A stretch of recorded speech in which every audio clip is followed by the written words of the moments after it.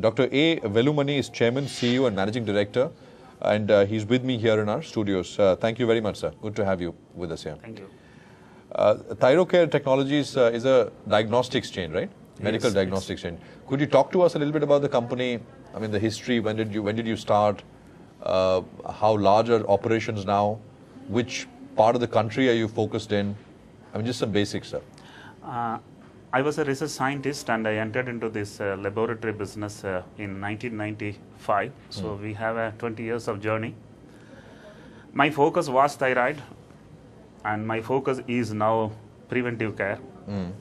I used to think that disorders are more of importance for a long-term business than diseases. Disorders means a patient keeps coming back, it's a chronic illness. So I have focused there. We had a laboratory, single laboratory in Navi Mumbai till January 2015. Today we have 5 more regional laboratories and we are present pan-India. West 35%, South 30%, North 20%, and East is Sorry, I'll just get to that in a 15%. bit. The business is focused on all kinds of diagnostic tests now? I am focused on disorders, not on diseases. Diseases come and go. They are more of an acute illness. I am more focused on disorders, which is more of a preventive care than a sick care. So it's others do pathology. I do biochemistry. Biochemistry is a part of pathology. Biochemistry is a cash cow. Biochemistry is scalable. Biochemistry is idiot proof. So I'm more of a biochemistry as a laboratory than a whole pathology. And that has its own merits and demerits too. Okay. So compared to some of the other pathology labs, right? I mean, they're described as pathology lab. You describe yourself as doing more of lab. biochemistry. In plain, simple English, what is the difference? The difference is I don't do all the tests. I focus and do some specific disorders. They do all the tests, including all tests which are like dengue, malaria, Right. H1N1, these kind of tests, which requires fast turnaround time, which requires to be delivered at the end point. Yeah. So we are more of a centralized laboratory. In fact, if you want me to explain correctly, we run more of a kitchen. They run a kitchen and a restaurant both. So it's What kind of tests do you do specifically? I think thyroid, diabetes, infertility, pregnancy, arthritis, anemia, cancer markers, cardiac markers. So these are a bit of more of disorder based, not a disease based. Would you agree when I say that others would do what you do and they do more, whereas you're more specialized? You don't do everything, you're more specialized. Is that the right way to put it? Let me put it this way. Every bank gives housing loan. HDFC gives only housing loan. Every laboratory does biochemistry also. I do only biochemistry. Okay, all right. Fair enough. Now, could you, since we're talking about the company and prospects, what is the size of the opportunity? See, the total... In pathology, and I had some numbers earlier because we had some other IPOs also over the last couple of months. Pathology and what you do, which is biochemistry.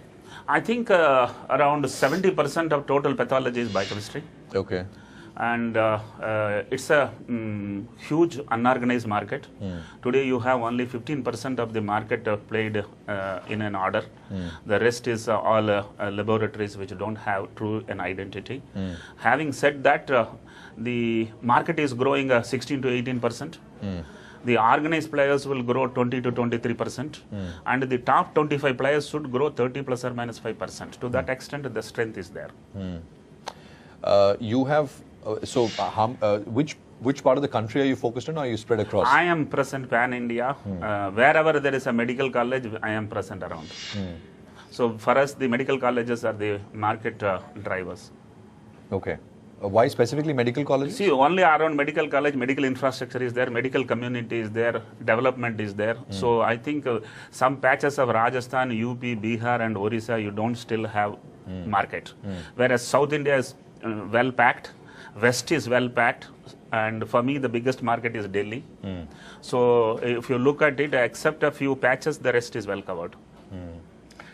I mean, no, the only reason I asked medical colleges, I mean, big hospitals are also drivers, right? Hospitals also will be around medical colleges only. Yeah. You know, I don't think there are medical colleges and there are no hospitals. No hospitals. Okay, fair enough. So why are you raising money, sir? You know, we had an investor come in 2010. He needs to be given an exit. Okay. So the full issue is offer for sale only. Okay. And 20% of the stock is on sale. And then all the money goes to the investor. And the company is not raising funds because company has been cash rich for 10 long years. Company had zero debt ever since it has been in inception. So funds have not been the limitation or the demand. It's only to give an exit to the existing investors. Could you have done it privately in the private market? You do today private. There are some more private equity partners. So all of them every day keep looking at where is the exit board. So keep an exit board so that everyone has a comfort of taking a decision. So which are the major shareholders in the company? Agalia, which is CX Partners, who had a 22% and they are putting 19% on the table.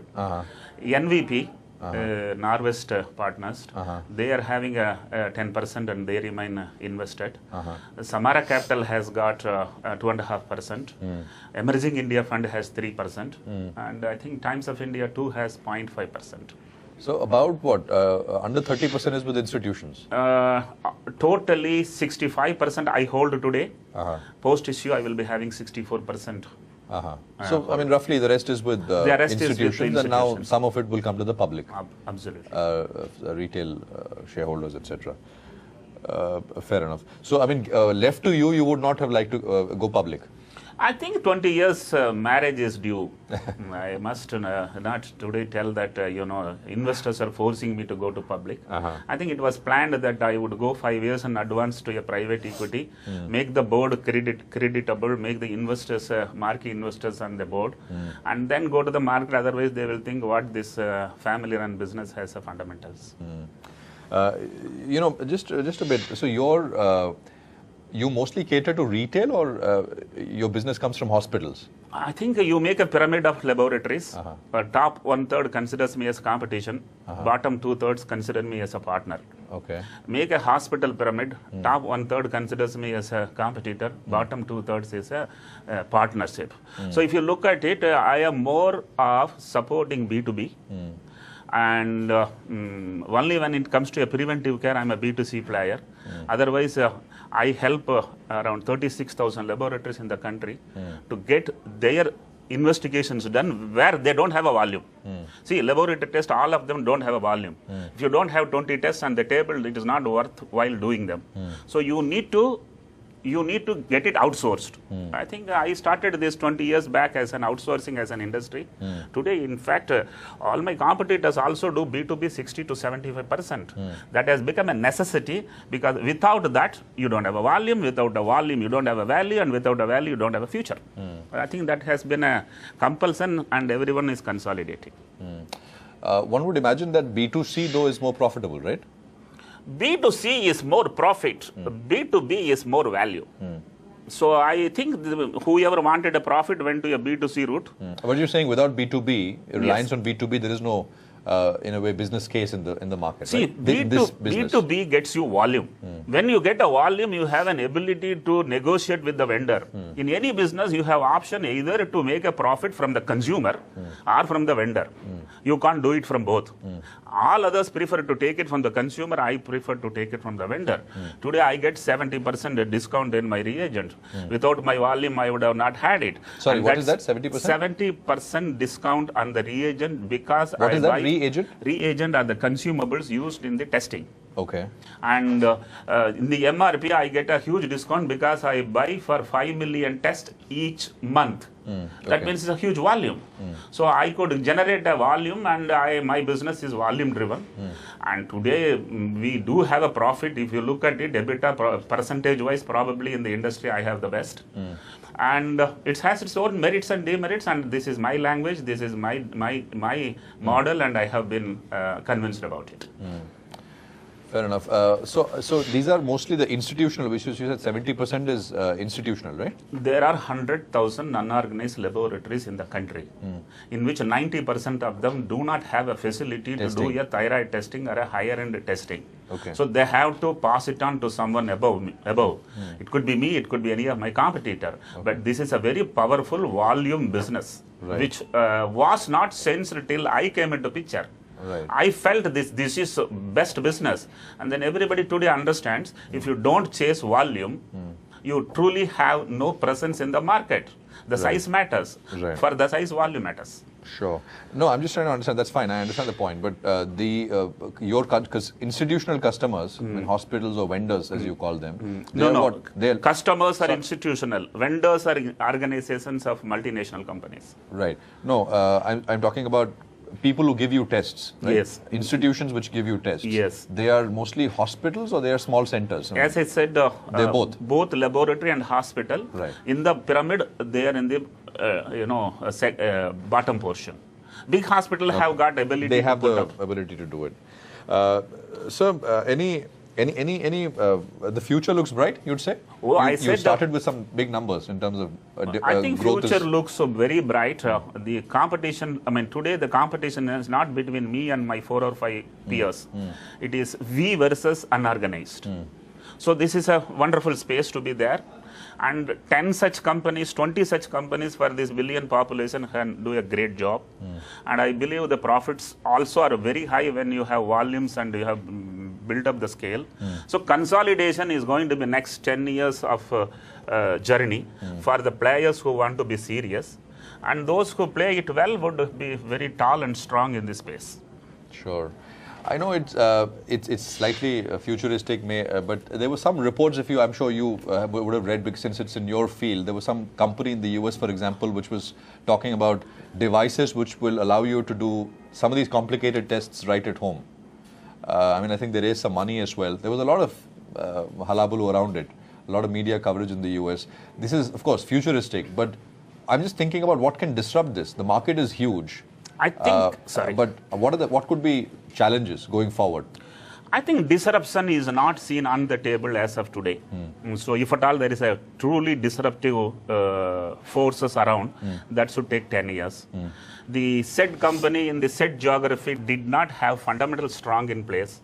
So probably they hyped and got some investors and the promoters together hyped, which could not do, and probably today they are facing some kind of a distress. Yeah. So if you look at it, the disruptions right now not seen in the horizon. The technologies are not anything new. For the last 20 years, in fact, there has not been any disruption in this space. Yeah. Disruption is a hot word nowadays. That's absolutely. Most industries facing some kind of disruption. But I mean, I guess the argument which is made is that almost in everything, the market here in India is so under-penetrated that even if something revolutionary, not evolutionary, revolutionary in terms of technology comes, it'll take time. I mean, it will take time. You'll have time here. Yeah, absolutely. And by any chance, if any technology comes totally disrupting, I will be the distributor for that. Because I as such have a huge network around. Okay. So I think don't sleep and get disrupted. Yeah. Be prepared and be a part of disruption. Sure. How many employees do you have, sir? We have 750 employees. Right. And I would like to tell here that for all the employees, I am the first employer. Okay. All right. That's good to know. Thank you very much for joining us.